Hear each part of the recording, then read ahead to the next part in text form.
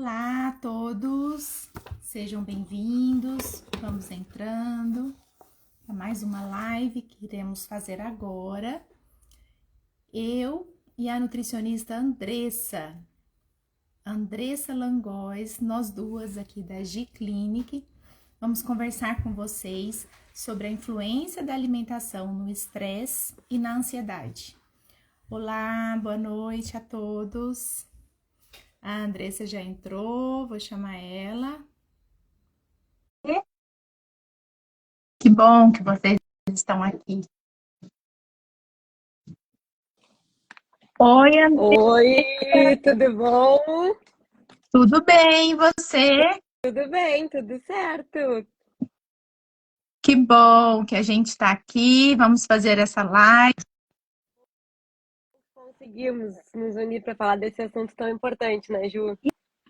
Então, esse assunto maravilhoso que merece conversarmos, às vezes, não só uma vez, mas várias vezes, né? Primeiro eu queria me apresentar, depois eu vou te convidar para se apresentar e aí a gente conversa. Perfeito. Pessoal, então, boa noite a todos que estão aqui. É muito prazer conversarmos sobre saúde e especialmente saúde mental nesses tempos atuais, né? Então, para quem não me conhece, eu sou médica e imunologista e apaixonada assim por estudar também a relação do intestino com o sistema imunológico. E você, Andressa, onde que você caiu aí nesse mundo? Como que foi tudo isso? Bom, primeiro é um grande prazer estar aqui conversando contigo. Eu sou apaixonada por esse tema. É algo que a gente vê cada vez mais a necessidade de falar de uma forma leve, né, Ju? E compreensível para as pessoas, porque parece muito distante da nossa realidade, mas quando a gente começa a ter um conhecimento sobre o impacto disso na nossa vida, a gente vai juntando as pecinhas, né? Eu sou nutricionista há mais de 10 anos e eu sempre, desde que eu me formei, eu trabalhei com a parte de nutrição e comportamento. A minha mãe é psicóloga, então a gente sempre conversava muito sobre a importância de entender a conexão das nossas emoções, dos nossos sentimentos com a nutrição. Então, desde que eu me formei, a minha abordagem, ela foi para essas duas áreas, tentar fazer com que as pessoas mudassem os seus comportamentos, né, para que facilitasse a adesão delas ao processo alimentar. E eu escolhi essa área porque eu sempre tive muita dificuldade em conseguir sustentar os meus comportamentos alimentares. Eu sempre fui uma pessoa muito ansiosa, uma adolescente com crise de ansiedade, que depois foi se somatizando e passou a ter gastrite de repetição, até desencadear uma doença autoimune. E aí eu comecei mais ainda a conectar a importância do equilíbrio, né? Não só dessa saúde emocional, esse equilíbrio emocional, mas com a alimentação e o impacto que isso tem no nosso corpo. É isso aí. Eu falo que sempre começa com a gente, né? E quando a gente se olha, a gente percebe o quanto a gente consegue se melhorar e nós, profissionais de saúde, expandir, né? Expandir para ajudar aqueles pacientes aí que nos procuram. Comigo também. Eu comecei a estudar o intestino, eu era uma alergista com uma visão bem tradicional, mas a partir do momento que eu me vi com um processo inflamatório importante acontecendo no meu corpo, uma menopausa precoce, déficits nutricionais, apesar de achar que eu cuidava de mim, e uma sensibilidade ao glúten, não celíaca, com um exame já de anticorpo alterado, eu percebi a necessidade que eu tinha e eu não dava atenção a uma diarreia que eu tinha, enfim, aquilo ia se passando e era realmente algo importante no meu organismo. Quando eu olhei para isso, comecei a tratar, comecei a estudar, procurar os profissionais que pudessem me ajudar de forma integral, não olhando apenas segmentos assim do meu corpo, eu sou outra pessoa, né? E isso há 5 anos.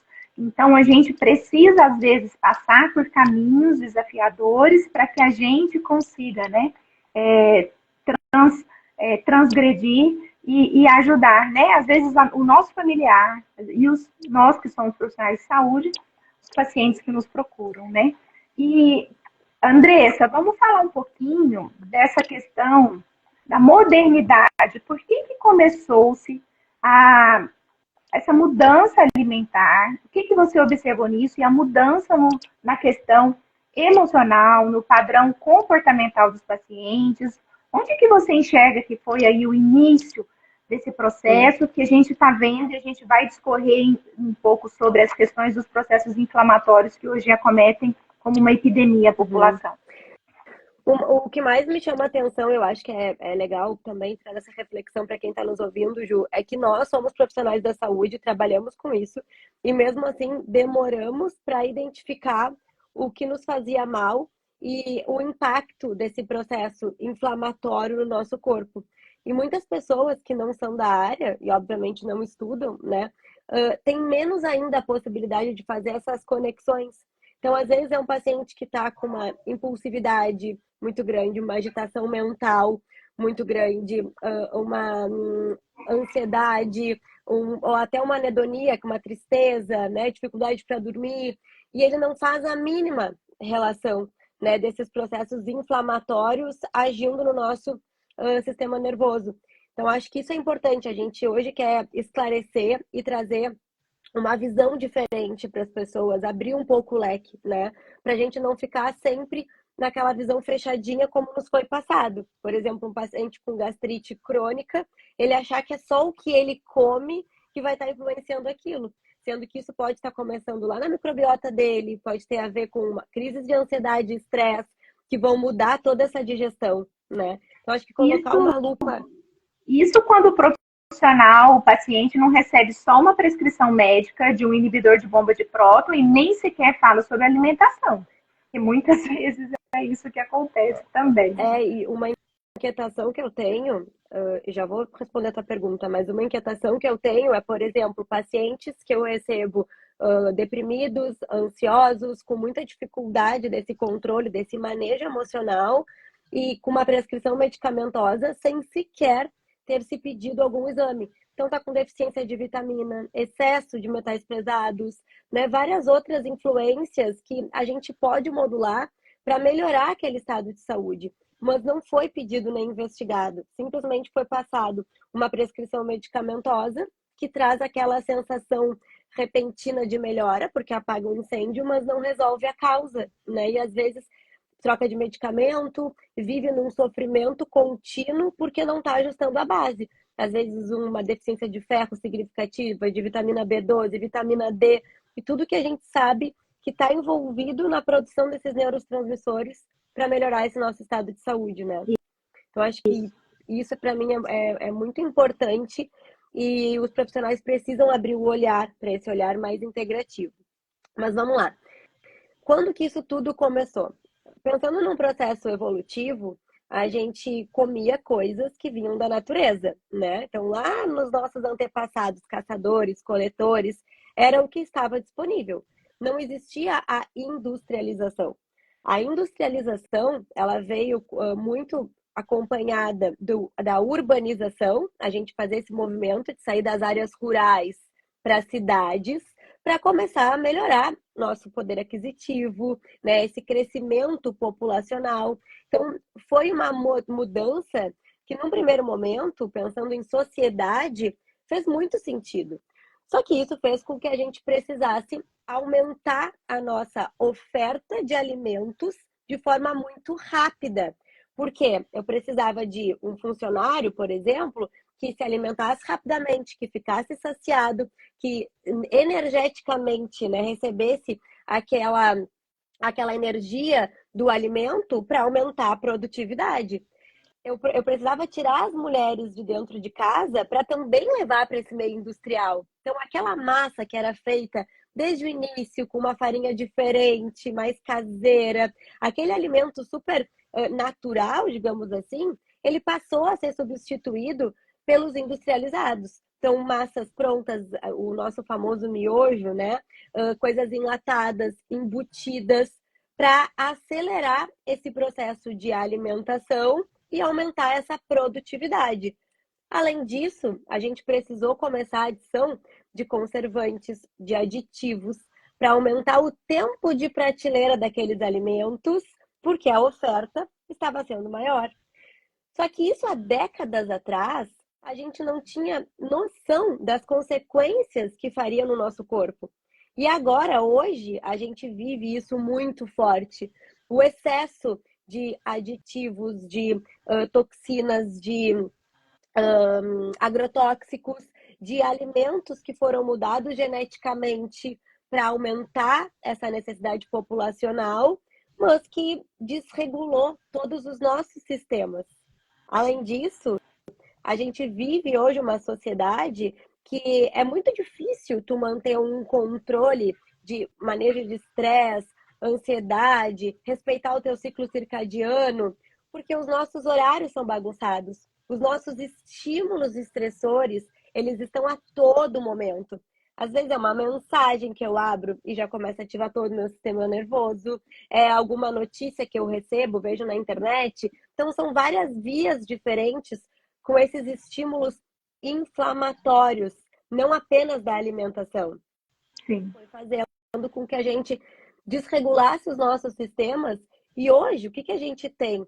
O aumento de transtornos de humor, de pacientes com TDAH, autismo, doenças neurodegenerativas, que há pouco tempo atrás não se era diagnosticado, tão pouco se era visto, porque a prevalência disso tudo era muito menor.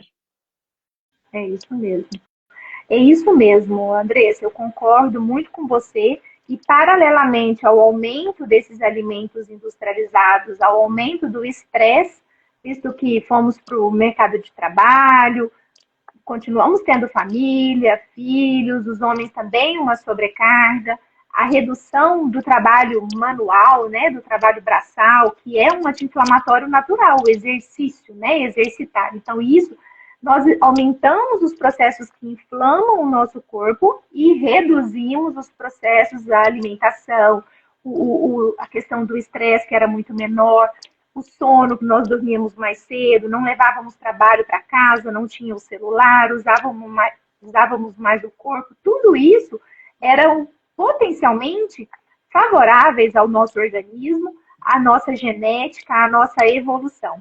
Então, nós temos que aprender a chegar no meio termo, né? A gente não consegue chegar como éramos antigamente, mas nós estamos vendo que hoje também não está dando certo. Eu vejo que a alimentação hoje, né, os malefícios que ela traz com esse excesso, né, dos alimentos que você trouxe para nós, é mais ou menos uma analogia do cigarro na década, por exemplo, de 40.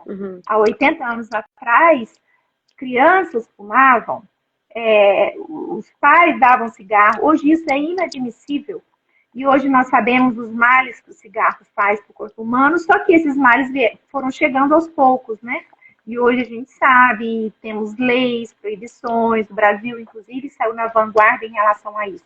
Então a gente tem que pensar, porque a adição desses alimentos na nossa alimentação mudou também muito a nossa microbiota intestinal, que é outra questão que nós não tínhamos ideia da importância da microbiota intestinal, a antiga flora intestinal, que o nosso intestino, dentro do nosso intestino, produziam-se neurotransmissores que tinham uma relação estreita e direta com o cérebro, de via de mão dupla.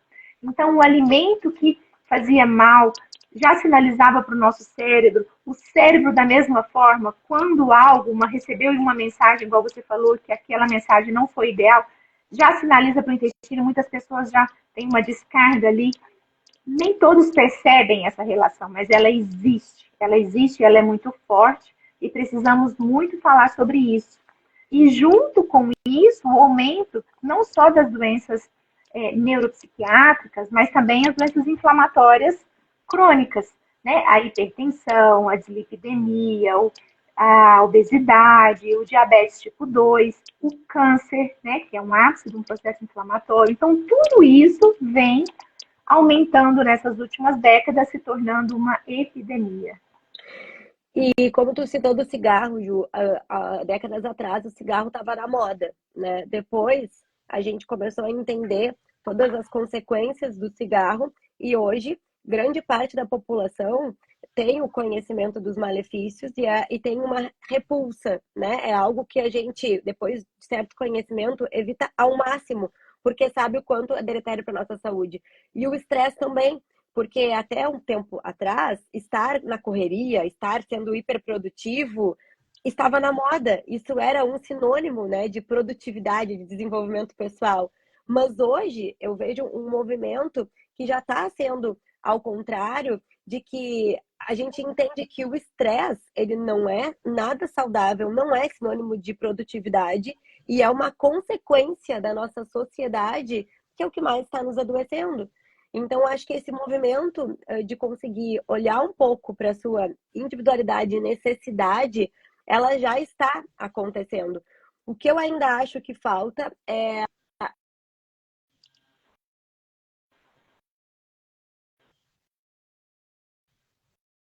de nutrientes e necessidades de exclusão. Aí, complementando o que tu falou da microbiota. Por quê? Existem alguns alimentos que, dentro de um contexto geral, eles não vão ser saudáveis para o nosso corpo, né, em quantidade e frequência, como a gente já sabe, do glúten. Algumas pessoas têm também intolerância à proteína do leite ou à lactose, que também ativa processos inflamatórios, apesar das pessoas não respeitarem muitas vezes isso e não entenderem essa conexão. O açúcar em excesso, aditivos, corantes. Mas qual é a quantidade que eu posso consumir para não me prejudicar? E isso é muito individualizado. E ainda existe muita dúvida barra resistência para aceitar e entender esse contexto. Então, por exemplo, eu tenho uma doença autoimune onde eu nunca manifestei uma doença celíaca, mas eu tenho uma sensibilidade ao glúten que eu precisei me expor muitos anos e passar muito mal para eu aceitar que essa exclusão faria mal para o meu corpo, né? Essa exclusão me traria benefícios e que ia silenciar essa doença autoimune. Então, são várias questões que, como a gente tem fácil acesso a esses alimentos e muitas vezes não é uma manifestação aguda, com dor ou com tirando a nossa funcionalidade, são coisas que ficam mascaradas, né? Que é o que a gente chama de inflamação subclínica. Acho que é legal tu falar um pouco sobre isso, né? Como que é caracterizado essa inflamação subclínica e como que um paciente pode perceber que ele está passando por esse processo sem um exame específico, só com uma observação de sintomas, por exemplo? Então, a inflamação subclínica é aquela que vem acontecendo devagarzinho, bem de forma silenciosa. A inflamação, ela é importante, pessoal. Nós precisamos desse processo de inflamação. Chega algo estranho no nosso organismo, um machucado, o corpo tem que inflamar e tem que liberar mediadores depois para reparar isso. Uma coisa é uma inflamação aguda, pontual, vai e resolve. Outra coisa é aquela inflamação como se fosse um gotejo. Todo dia um pouquinho, você não percebe essa gotinha que vai enchendo esse copinho, vai enchendo, enchendo. Mas ela está, sim, sinalizando ao sistema imunológico que algo não está bom.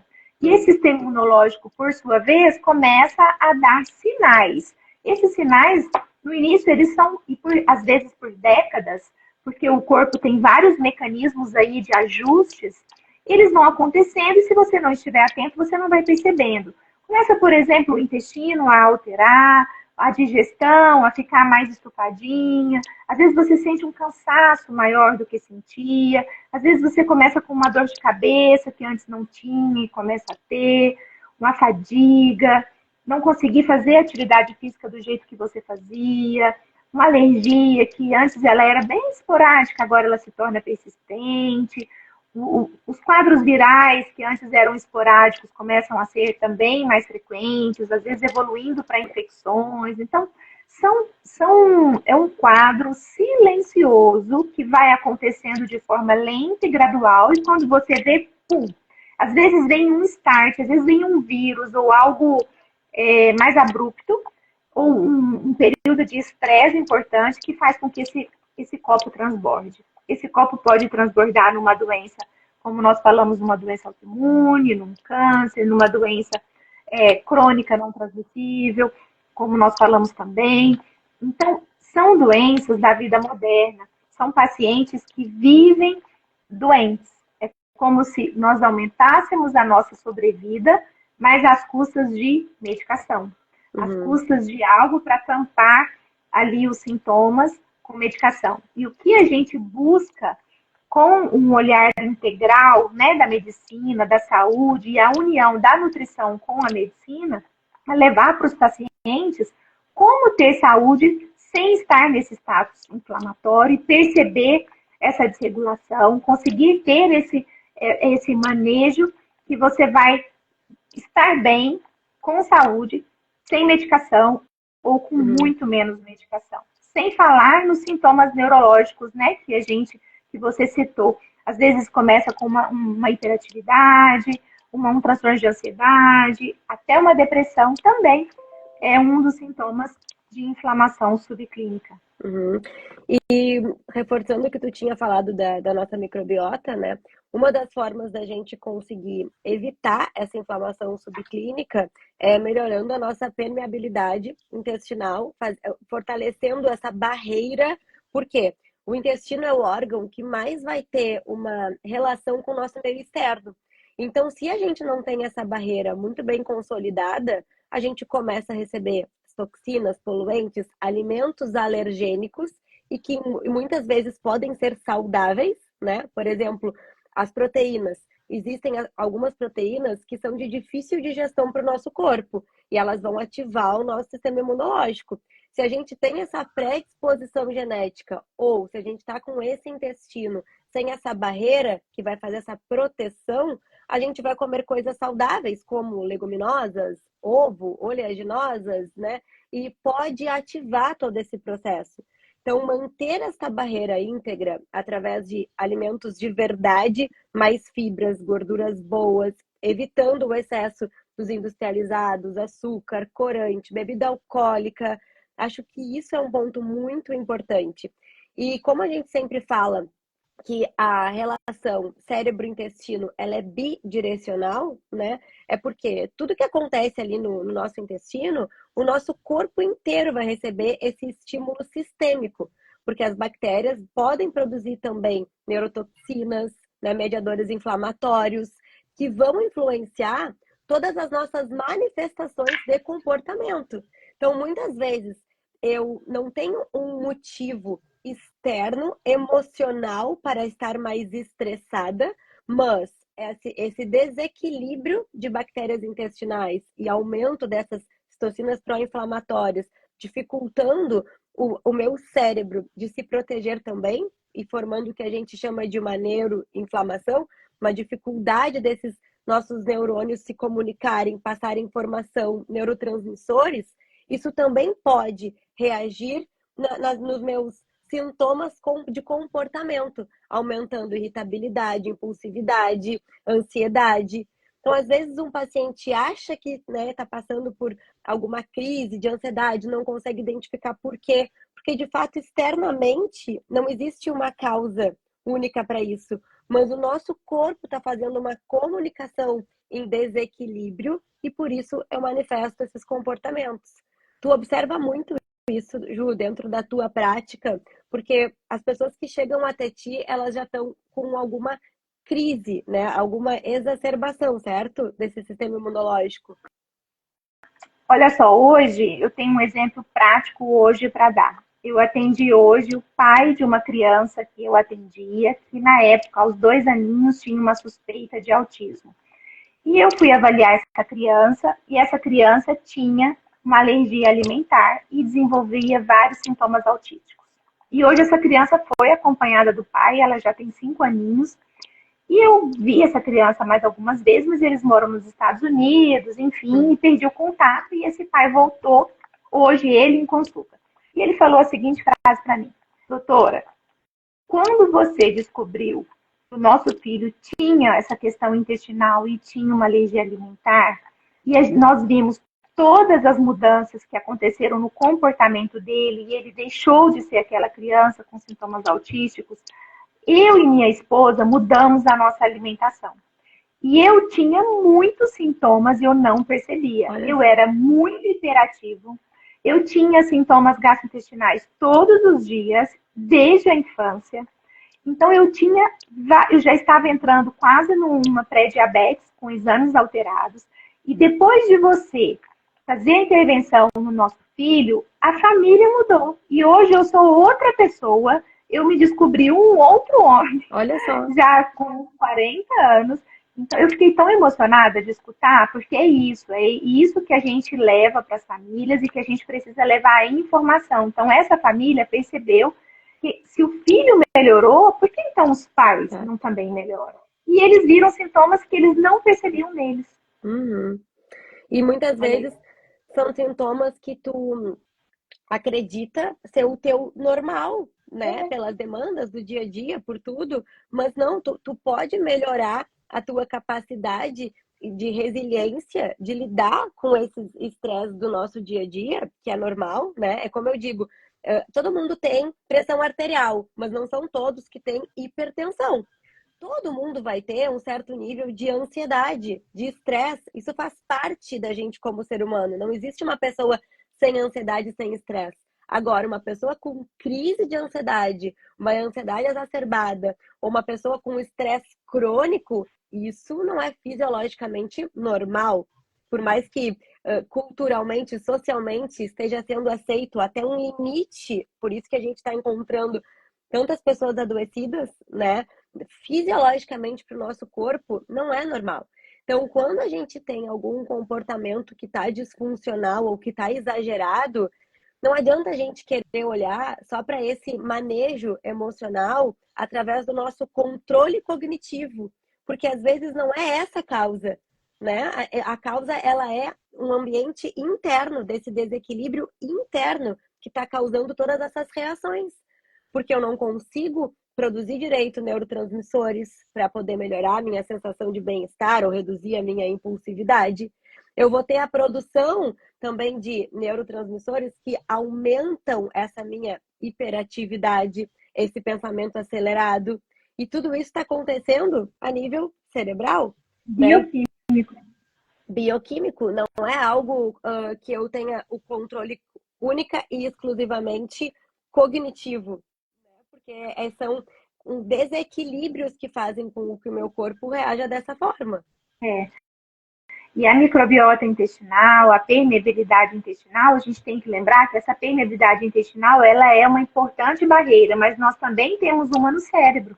E quando essa barreira no cérebro ela está rompida, da mesma forma que o intestino freia o que não é bem-vindo para entrar no sangue, a barreira hematoencefálica, que é a cerebral, tem que filtrar também. Filtrar a entrada de metais, filtrar a entrada de toxinas, filtrar a entrada do açúcar em excesso, do aditivo, senão isso causa desequilíbrio a nível cerebral e causa neuroinflamação. Uhum. Então, as barreiras do nosso corpo, elas precisam estar bem, estar intactas. Então, melhorando uma, você automaticamente melhora a outra. E tem pacientes que têm mais tendência a inflamar na parte neurológica. Tem outros que é mais pele, articulações, vias aéreas. E isso são as individualidades de cada um, né? Mas melhorando o geral, e não é só a alimentação, nós precisamos melhorar o estilo de vida. Mas, Andressa, me fala sobre a alimentação. Quais os alimentos que você mais vê que alteram essa questão com a parte neurológica? O que você mais observa? E fale um pouquinho também desse gatilho emocional que o paciente às vezes tem pelo açúcar, pela panificação, essa questão deles não conseguirem, né? Quais as estratégias você usa para quando você percebe que há um gatilho aí de algum alimento naquele paciente? Como que você conduz isso? Pensando nos alimentos, tá? Que mais aumentam essa excitabilidade neurológica, né? E prejudicam essa barreira que tu estava citando, Ju. Isso é muito individualizado, porque vai depender muito da tua predisposição genética e exposição frequente a alimentos. Eu gosto muito de fazer rotatividade alimentar, inclusive por isso, para que a gente não desencadeie alguma intolerância ou alergia àqueles alimentos que existem uma maior predisposição pelo consumo frequente, né? E essa exposição que a gente não sabe como o nosso corpo vai reagir. Então é muito individualizado. Como eu disse, o glúten me faz mal, mas não faz mal para o meu marido. Então existe essa diferença de individualidade e grau de tolerância. Por quê? Quanto que eu posso consumir dessa molécula para não me causar prejuízo? Eu posso consumir essa molécula para não me causar prejuízo? Porque muitas vezes, se eu entender a frequência e quantidade, eu não vou ter os prejuízos se o meu sistema antioxidante, de imunidade, eles estiverem em equilíbrio. Então, acho que entender sobre a individualidade de cada pessoa é fundamental. E existem aqueles alimentos que a gente já sabe que não fazem bem para o nosso organismo, principalmente num consumo frequente e em grande volume, que são aquelas moléculas modificadas. Então, por exemplo, o glúten é uma delas, as leguminosas foram modificadas também geneticamente para a gente poder aumentar essa produção, acaba que também é um ponto alergênico, um alimento alergênico muito forte. O leite tem várias proteínas pró-inflamatórias, dependendo da predisposição de cada um. O açúcar em excesso, porque ele vai ser excitatório para o nosso sistema nervoso. Ali na quebra dele, a gente pode ter um desvio para moléculas que vão aumentar a produção de glutamato interno. O que significa isso? O glutamato é um neurotransmissor que ele é excitatório para o nosso sistema nervoso.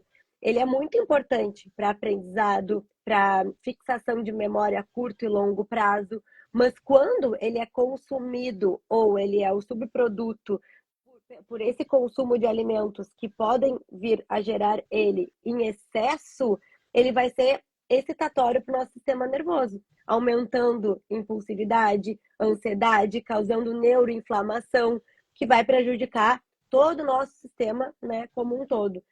Então, eu sempre tento fazer com que o paciente tenha uma boa base de comida de verdade, para que a gente possa ter a garantia desses alimentos mais protetores. E depois que esse sistema ele está equilibrado, permeabilidade intestinal, redução de estresse oxidativo, disfunção mitocondrial, porque ele vem com todo o combo, né? A gente começa a entender quais são os alimentos que ele pode consumir com certa frequência, sem causar prejuízo, e quais são os alimentos que ele não deveria entrar em contato, porque o corpo dele não sabe lidar com esses alimentos. E um pouquinho já faz uma bagunça imensa naquele organismo. E em relação aos alimentos que a gente tem mais dificuldade de tirar da nossa rotina, eu acho que aí entram vários pontos. Pontos de ambiente, de comportamento, preferência alimentar, educação nutricional, como que eu fui adaptada com esses alimentos ao longo da minha vida, quais são os alimentos que hoje eu tenho mais contato e facilidade. Então, a escolha do alimento, o nosso comportamento alimentar, ele não tem uma única direção.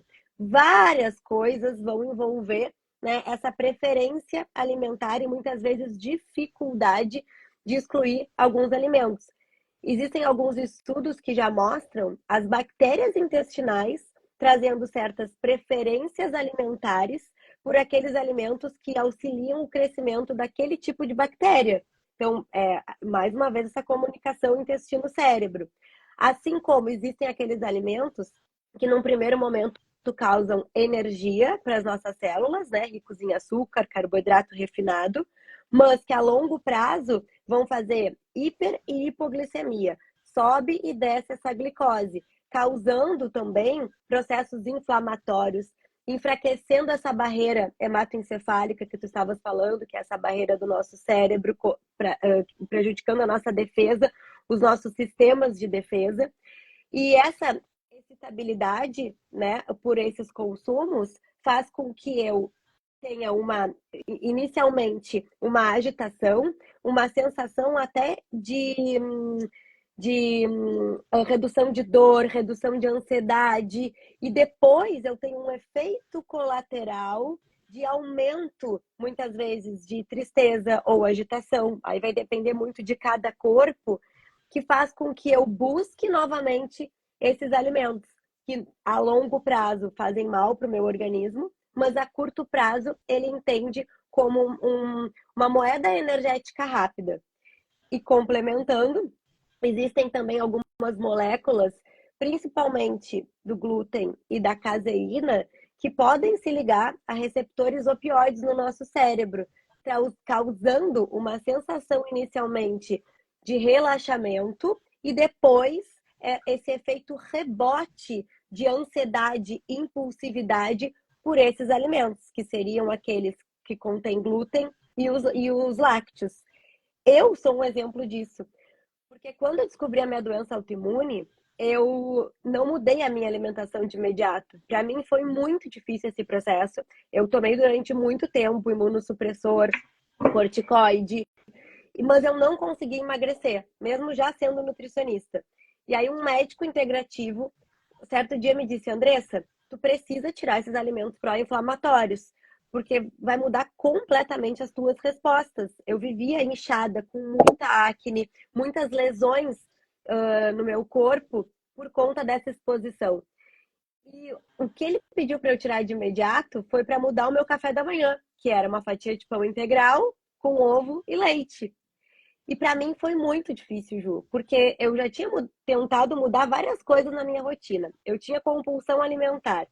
Fazer a exclusão desses alimentos parecia muito simples, né? Eu vou substituir por um pão sem glúten, ou eu vou comprar um leite vegetal. Mas hoje eu entendo como eu tinha essa dependência desses alimentos e o meu cérebro fazia com que eu buscasse exatamente esses alimentos alergênicos para que ele pudesse se modular. Olha que maluco, né? E ele é a microbiota que você tinha, né? Porque se você não fornece esse alimento que a sua microbiota está acostumada, ela morre, ela precisa sobreviver, ela precisa se reproduzir. Então, ela pede também e você obedece, né? Exatamente. Então, a gente entra num ciclo. Se a gente não for muito forte, a gente não consegue sair desse ciclo. Exatamente. Então, quando eu te retirei, eu comecei a ver uma melhora muito grande dos meus comportamentos de compulsão alimentar. A minha pele começou a melhorar. No início foi muito difícil, mas depois eu acostumei o meu corpo sem. E hoje eu ainda percebo que quando eu volto a consumir leite ou glúten, por exemplo, festas de final de ano, ou em algum momento que eu estou mais exposta, eu tenho uma reação comportamental muito rápida. Eu fico muito mais cansada, eu fico ansiosa, eu fico irritada. Aí depois eu começo a ter os meus sintomas físicos, né? De pele, de inchaço. Mas eu mudo muito, muito o meu sistema de comportamento mesmo, que era algo que eu não relacionava antes. Mas eu também não me permitia ficar sem essa exclusão, porque eu tinha muita dificuldade. Então, esses sintomas rápidos que você tem são os neurológicos, então é uma sinalização bem rápida que acontece, e nos dias seguintes vem um processo inflamatório, né?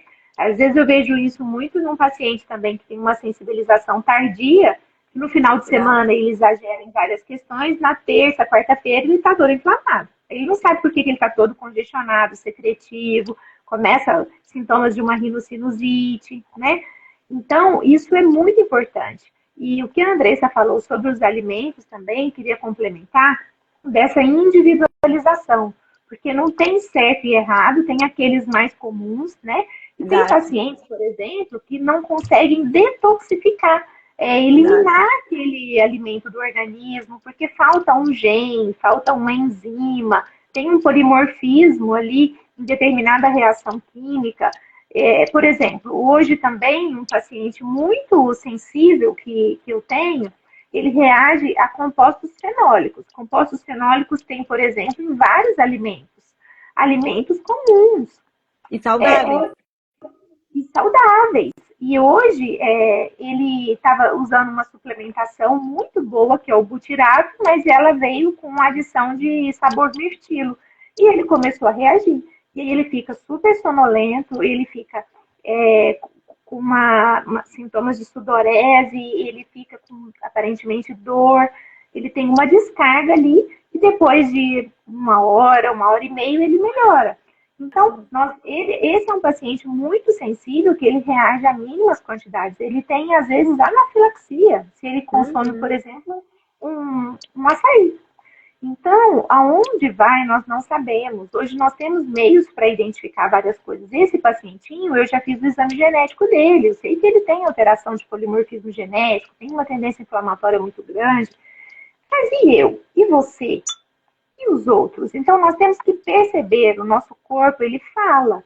Nem sempre estamos atentos a perceber, né? Então, isso é extremamente importante, porque às vezes a gente não precisa gastar fazendo vários exames, que hoje já estão disponíveis, da parte de genética, de microbiota intestinal, de metabólitos dessa microbiota, enfim, a lista é enorme.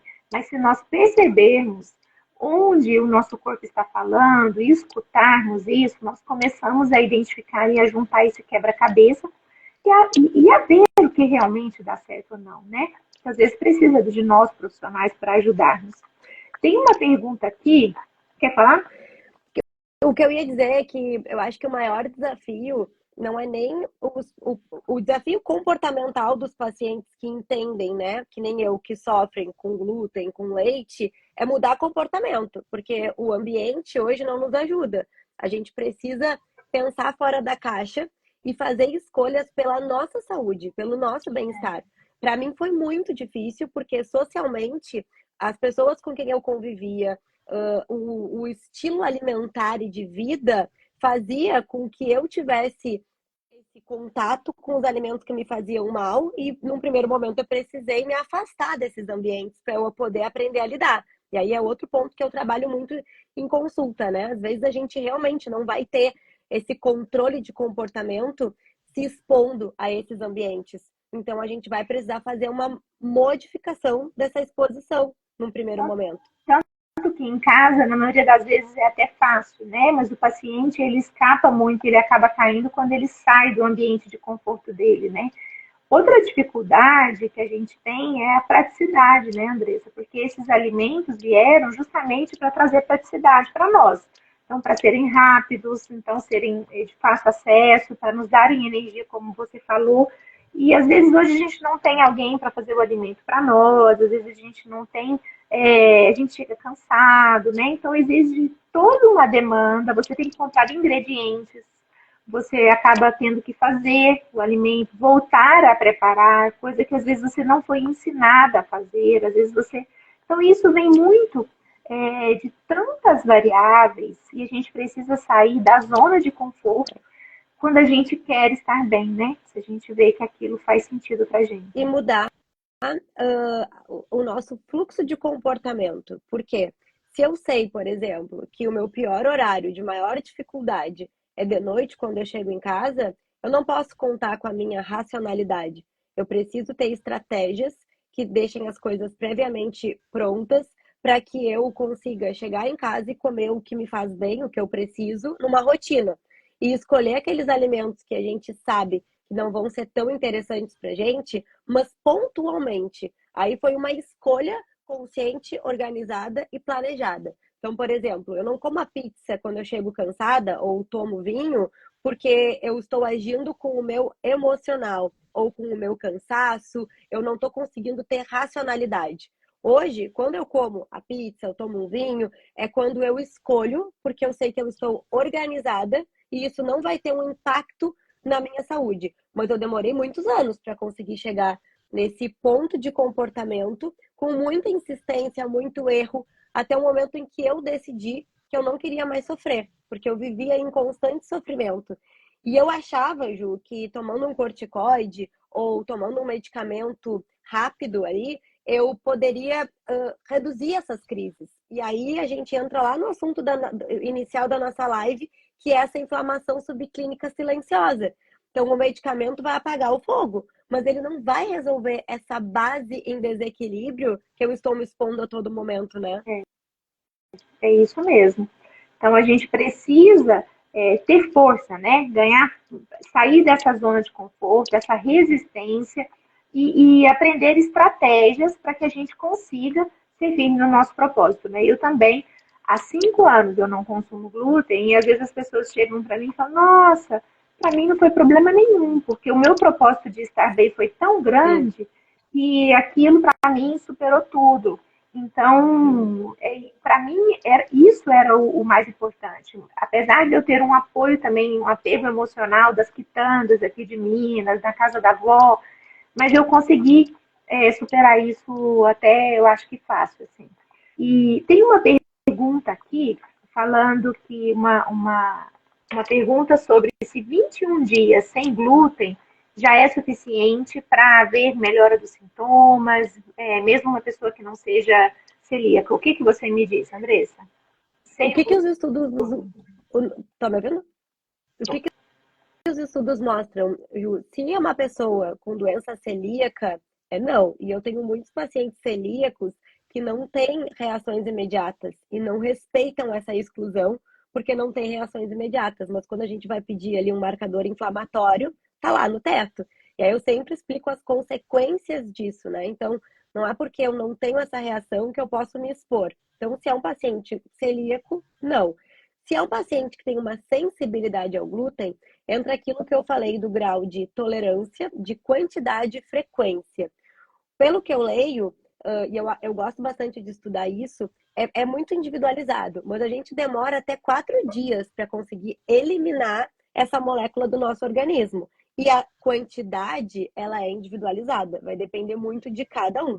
Eu percebo por mim, por exemplo, quando eu consumo 2 cervejas, 2 long necks, eu não tenho reação. Agora, se eu tô num churrasco e eu como pão mais cerveja, eu no outro dia já tô completamente bagunçada. E essa frequência de exposição para mim também foi muito importante para eu poder seguir o consumo de vez em quando, sem tantas reações a curto prazo.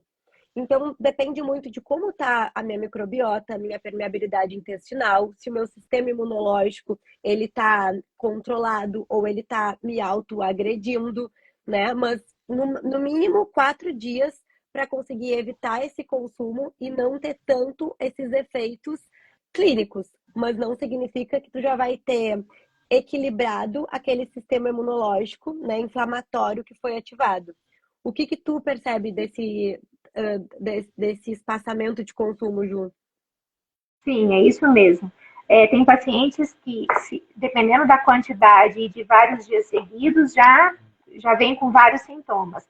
Outros, uma mínima quantidade. Então, isso é muito individual, por isso que necessita da nossa percepção e de quanto que o seu sistema imunológico está hiperativo. Porque se o sistema imunológico já está, se não é algo grave, uma sensibilidade alimentar, ou se é algo que estava mais no início, não era algo cronificado, com produção ali de mediadores, de anticorpos, enfim, daquele determinado alimento, ou uma sensibilização IgG, IgE, enfim. Quando você desinflama, você melhora seus hábitos, você tira aqueles alimentos, um uso esporádico ou até semanal, mas em pequena quantidade, não vai fazer diferença. Agora, a exposição prolongada e voltando com aquilo tudo, aí sim. Então, isso depende muito. Essa questão do alimento, deixa eu lembrar de alguns casos aqui também, de pacientes que falam que o açúcar, igual você falou da questão do glutamato, que é extremamente excitatório para alguns pacientes, especialmente pacientes autistas. Eu vejo isso com TDAH. Então, e as mães falam, doutora, ele não dorme à noite, é uma noite em claro, é como se subisse pelas paredes, o comportamento muda. Então, onde vão esses sintomas é muito individualizado. E aqui tem o Rodrigo falando o seguinte sobre o café. Ele já percebeu que o café leva a uma aceleração cerebral muito grande, imediata e forte, fora do normal, taquicardia, efeitos gastrointestinais com uma diarreia, e aí vem uma fadiga. E isso acontece às vezes com o café mesmo, né, Andressa? Ele pode ser um metabolizador lento de café, né? Então, uma quantidade pequena de café vai causar essa exacerbação. E outra coisa que também é muito comum é quanto mais café a gente consome, e assim, pessoal, o nosso corpo, quando a gente vai estudar essa parte bioquímica molecular, é impressionante como a gente se adapta, né? E por isso que a gente está tendo as consequências dessas tantas doenças, porque a gente foi se adaptando a esses tantos estímulos negativos. Mas quando ele percebe que ele está recebendo muito de algum nutriente, ele faz adaptações. Então, uma pessoa que, por exemplo, toma muito café, a célula faz adaptações para aumentar os seus receptores de café. Logo, se eu aumento os meus receptores, mas eu não aumento o consumo de café, esses receptores, eles ficam em dependência e ativam outras vias metabólicas que, como consequência, vão me trazer cansaço, fadiga, para que eu busque mais café, mais cafeína. Então, é uma adaptação do teu próprio sistema para aquela quantidade de cafeína que tu está consumindo. E para que a gente possa parar de sentir esse efeito, a gente tem que fazer um desmame mesmo. É reduzir o consumo. Num primeiro momento, a gente pode ter sensações de como se fosse uma dependência, dor de cabeça, irritabilidade, agitação, porque é uma molécula que o teu corpo se acostumou a receber. Então, ele vai ter que passar por uma... A palavra certa não é desintoxicação, é como se fosse um desmame mesmo, né? Um desmame de molécula mesmo, porque naquele momento ela está te excitando muito e não adianta oferecer mais, porque ele vai seguir se adaptando. A gente precisa excluir esse consumo por um determinado período para melhorar a tua sensibilidade, a tua reação em relação a esse café. E o que normalmente a gente faz é ficar mais cansado, mais fadigado, tomar mais café. E aí começa a vir todas as consequências de piora de sono, ansiedade, agitação, e aí várias consequências sistêmicas, né, Ju? É isso mesmo. E isso pode acontecer com qualquer alimento, dependendo do seu organismo, né? Alguns mais comuns, outros menos. Andressa, e quais o que você orienta assim, para o paciente, além da questão alimentar, né? Porque isso é um pilar importante, nós sabemos, mas até pela sua própria experiência também de vida com a doença autoimune e os pacientes que têm sintomas aí que envolvem saúde mental, os processos inflamatórios, como que você costuma manejar isso e orientar esses pacientes para que eles tenham persistência, para que eles consigam realmente atingir os goals de melhoria? A gente está caminhando já para o final da nossa live. Gente. Ju, eu amo essa parte, porque aí entra o que eu me dediquei a estudar a vida inteira, né? Que são as mudanças de comportamento de forma individualizada. Eu acho que não existe um manual, porque cada pessoa tem uma rotina, tá num ciclo de vida, né? Eu sempre digo, eu ainda não tenho filhos. Então, hoje, eu tenho uma facilidade de certas adaptações de rotina que eu sei que daqui a uns anos vai mudar e eu vou precisar recalcular essa rota. Então, eu acho que é importante a gente sempre entender o que conseguimos entregar nesse momento, mas sair de um vitimismo e agir com autorresponsabilidade. Porque não é fácil para ninguém fazer certos ajustes de rotina, mas quanto mais a gente vai postergando, mais difícil fica da gente mudar certos comportamentos, que muitas vezes estão enraizados. Então, acho que pensando numa parte muito básica de fisiologia, eu preciso ter uma boa modulação de sono. Eu não preciso dormir 8 horas, caso eu não consiga, né? Por outras demandas, ou realmente eu não precise. Mas uma noite de sono de qualidade, eu fazer um bom higiene do sono, eu saber que foi um sono reparador, isso é fundamental. Atividade física é indiscutível. Eu brinco que podem existir as melhores cápsulas, aquelas que tu pode pagar, mesmo sendo super caras, mas nada vai substituir todos os efeitos metabólicos sistêmicos da atividade física. O nosso corpo não foi feito para ficar sedentário. Então, tu pode começar com o mínimo de tempo por dia, tu pode fracionar isso na semana, mas isso é indiscutível. Eu sempre digo para os pacientes, se não faz, eu só aceito se tem alguma lesão, se realmente está com alguma limitação. Caso contrário, a gente vai dar um jeito. Além disso, eu gosto muito de trabalhar rotina. Então, a tua rotina é muito difícil, é muito bagunçada. Ok, o que a gente consegue organizar nesse momento para otimizar os teus consumos mais saudáveis e te afastar, criar estratégias para te afastar daqueles consumos alimentares errados que muitas vezes não são necessários, mas estão inseridos na tua rotina por falta de planejamento. E outra coisa que eu gosto muito de trabalhar, e eu sei que ainda existe muita resistência, mas eu tento começar bem devagar, de uma forma bem sutil, são protocolos respiratórios e mindfulness, que é estar presente naquele momento. Pacientes que já fazem yoga, meditação, perfeito, mas a maioria da população não faz. E a maioria da população não sabe respirar. Então, a gente está sempre com o nosso sistema nervoso simpático ativado, de luta ou fuga, pensamento acelerado, coração acelerado, todo o nosso corpo, né, ele está agindo de uma forma muito mais acelerada. E, às vezes, um protocolo de 3 minutos respiratório já faz com que a gente freie esse simpático, ative o parasimpático, que vai nos trazer mais clareza, menos impulsividade e vai conseguir modular, inclusive, o nosso sistema intestinal. Então, são coisas muito básicas que, por mais fáceis que sejam, no nosso dia a dia, é difícil da gente inserir. Então, aos pouquinhos, eu tento ir modulando com cada paciente essas estratégias e ele vai vendo tanta diferença e melhora que é automático o quanto ele quer inserir essas coisas depois na sua rotina. Como é interessante, né? São coisas simples, plausíveis para nós colocarmos na nossa rotina, na nossa vida, e às vezes tão difíceis. Então, como nós estamos desconectados, né, da nossa essência, do nosso contato com a natureza, do nosso corpo, perceber o que o nosso corpo está nos comunicando, o que ele quer receber de alimento, né? Aquele preparo do alimento que antes a gente recebia aí lá da nossa avó, aquele carinho, hoje ficou uma coisa corrida, uma coisa rápida, uma coisa sem emoção, que está nos adoecendo. Então a gente precisa olhar para isso com mais atenção, com mais carinho, olhar para nós. E isso é um autocuidado. E isso começa com um autoconhecimento, né? E vocês estão aqui buscando conhecer sobre saúde, e nós aqui tentando passar a nossa experiência, o que nós estudamos, porque é assim que a gente vai conseguir.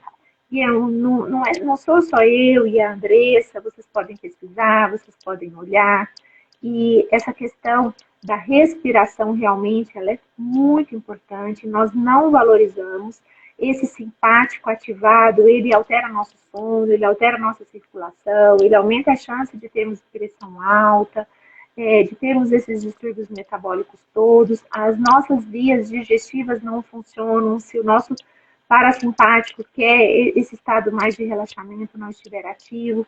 Então, é tudo isso que está em nossas mãos, né? A respirar, a Simone está perguntando da respiração. Como que você ensina, Andressa? Eu costumo ensinar uma técnica de 4 respirações. Fala aí a sua.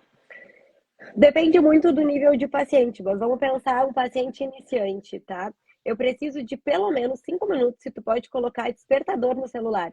5 minutos que tu vai inspirar em 4 segundos e tu vai expirar em 6 segundos. Inspirar em 4 segundos e expirar em 6 segundos. Tu pode fazer isso na tua manhã, tu pode fazer isso antes de dormir.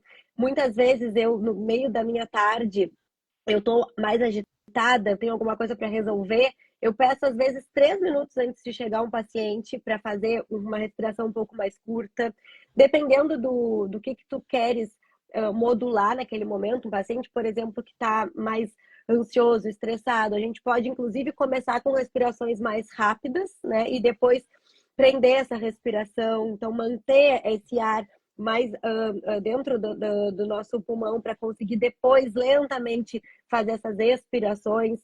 Então depende muito qual é a necessidade e o nível de protocolo respiratório que aquele paciente já consegue fazer. Mas normalmente, Ju, começando com esse 4 para 6, já ajuda muito, porque as pessoas não fazem nem 1 minuto de respiração. É verdade. E um tempo expiratório um pouquinho mais prolongado é muito bem-vindo. Se você conseguir ainda, depois da inspiração, fazer o mesmo tempo de pausa, depois expirar, e depois outra pausa, e depois inspirar, isso também vai modulando. E aí você vai percebendo o seu coração desacelerando, você vai percebendo todo o seu organismo ali entrando nos eixos. Às vezes, antes de você dar uma resposta ruim em alguém, você pensa na sua respiração. Às vezes vem aquela raiva, você se conecta de novo com você. E aí a gente vai vencendo esses desafios do dia a dia, né? E chegamos ao final, Andressa. A gente tem que desligar e despedir, senão a gente vai ser expulso daqui. Só para finalizar, outra coisa que eu gosto bastante de usar junto com a respiração são óleos essenciais. Então, essências que também vão agir direto no nosso sistema nervoso, acalmando. Então, uma essência que eu gosto muito é de lavanda. Coloca aqui um pouquinho de essência, cheira, faz teu protocolo, só que tem que ser uma rotina. E não tem como tu não te sentir melhor, porque tu vai estar conseguindo aos pouquinhos, né, modular todos esses teus sistemas e ser menos reativa, impulsiva, que é o que hoje o nosso dia a dia acaba nos demandando mais, né, Ju? Essas reações imediatas que deixam o nosso sistema de estresse o tempo inteiro ativado. E a gente esquece do nosso sentir, né? De sentir, de perceber, né? O que está acontecendo. Mas maravilha, obrigada, Andressa, foi ótimo. Precisamos falar mais sobre esse assunto. Obrigada a todos que estiveram aqui. Nós duas trabalhamos na G-Clinic, né? É um prazer, assim, esse contato do médico com o nutricionista, essa união que só agrega para o paciente, né? Eu que agradeço, Ju. Eu ficaria aqui a noite inteira falando sobre isso, né? Porque a gente gosta muito desse tema e acho que quanto mais informação a gente passar, mais as pessoas vão conseguir aplicar e entender que não é um mundo irreal, não precisa ser perfeito, né? Não precisa ser detalhista 8 ou 80, apenas começar a se observar um pouco melhor e se aproximar daquelas coisas que a gente sabe que nos faz bem. Acho que isso é o principal. Eu quero te agradecer pela oportunidade e combinarmos para marcar outra em seguida, né? Sim, vamos marcar mais e falar mais sobre esse tema. A relação do intestino com o cérebro é um tema muito atual e precisamos sim compartilhar esse conhecimento. Exato. Obrigada. Eu que agradeço. E quem quiser nos encontrar, como a Ju disse, nós trabalhamos na G-Clinic, né? E fazemos esse atendimento que é multiprofissional, que para mim faz toda a diferença. Faz toda a diferença. Beijo para você, beijo para todos aí. Boa noite. Boa noite.